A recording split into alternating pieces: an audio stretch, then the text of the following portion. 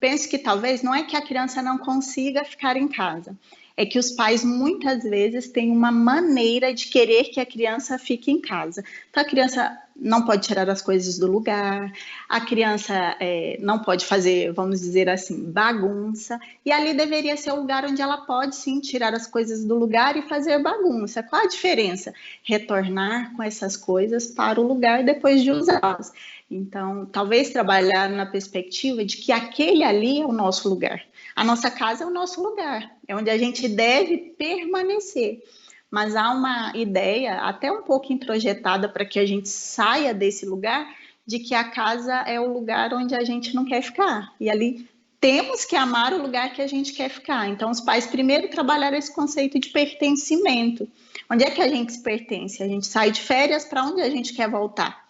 É lógico que a gente sabe que, para a grande maioria das famílias brasileiras, não há como distanciar tanto. Os cômodos da casa não são tão longes. O ideal é que esses pais escolham um horário, porque o home office também exige isso, né? Escolher um horário para poder realizar esse trabalho em um cômodo da casa onde o barulho seja menor, ele não seja um barulho que perturbe ou que atrapalhe tanto. E principalmente, as crianças, não são todas, a grande maioria dorme até um pouco mais tarde ou dorme mais cedo.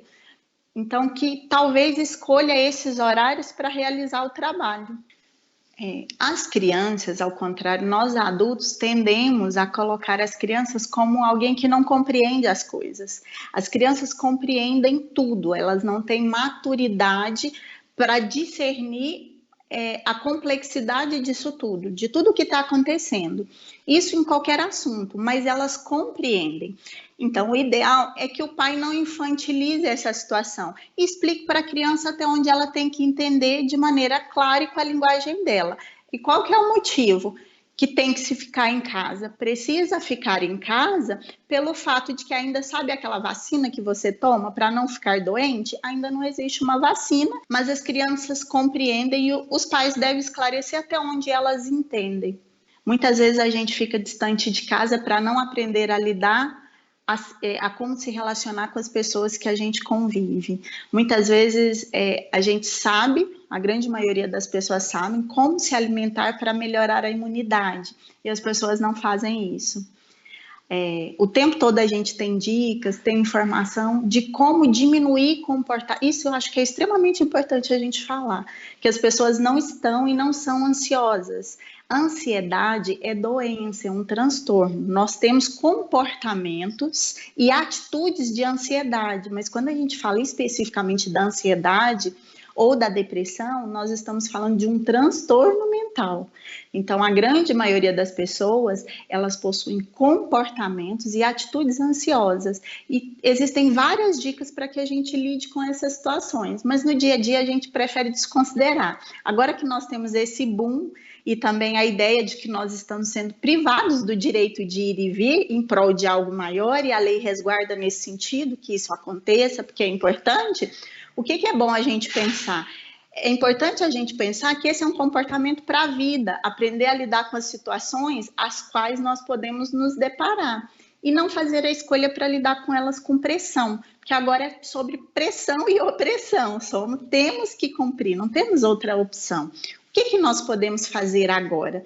Podemos mudar essa situação? Não. Podemos contribuir para ela mudar. Podemos nos preocupar? Podemos nos preocupar. Adianta desesperar? Está na nossa mão? Às vezes eu até quero sair, mas eu posso sair nesse momento? Não, não me convém sair nesse momento. Então desfrutar o espaço da casa, reconhecer o seu lar com coisas que às vezes você não tinha reconhecido, pensar em soluções para quando tudo isso se normalizar, como é que você vai fazer? A grande maioria das pessoas estão preocupadas com as contas, com os boletos, tem que se preocupar, mas não adianta se desesperar, porque não está em nossa mão mudar essa situação, está na nossa mão contribuir para que ela se normatize o quanto antes.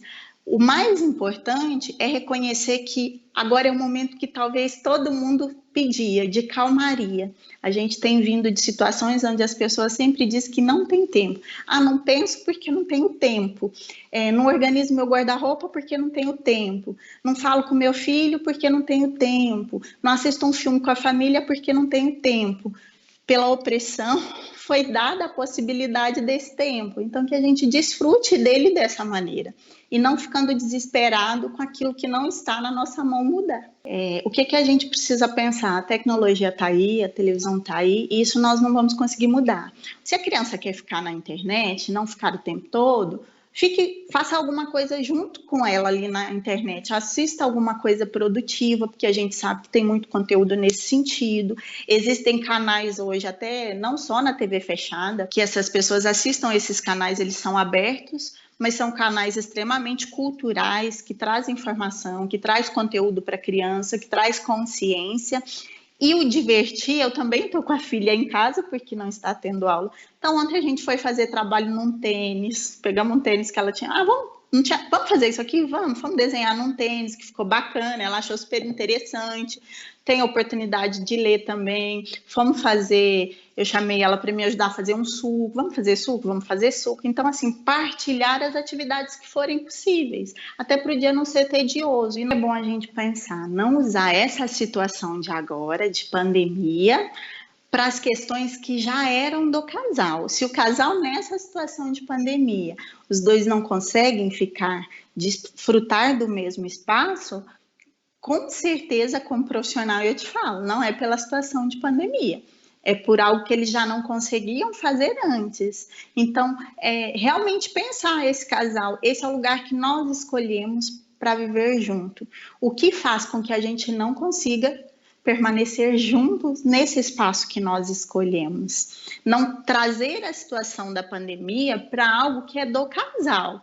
Primeira coisa de pensar isso. Se já existe, pensa também no outro aspecto. Como é que a gente pode desfrutar desse lugar que a gente ainda não desfrutou? Que espaço dessa casa, desse lar, a gente ainda não tinha olhado diferente? E talvez esse vai ser o momento mesmo que o casal vai parar para ter a chamada DR, que eles vão ter que se olhar e lidar com aquilo que eles não lidavam. Não considera, eu sempre digo que as discussões, os conflitos, eles não são ruins. Ruim é a forma como que a gente resolve o conflito, mas é o conflito que levanta os questionamentos e as insatisfações, o que cada um quer que melhore. Se ele não existe, dificilmente as pessoas chegam no momento bom e falam daquilo que quer que melhore, daquilo que espera do outro.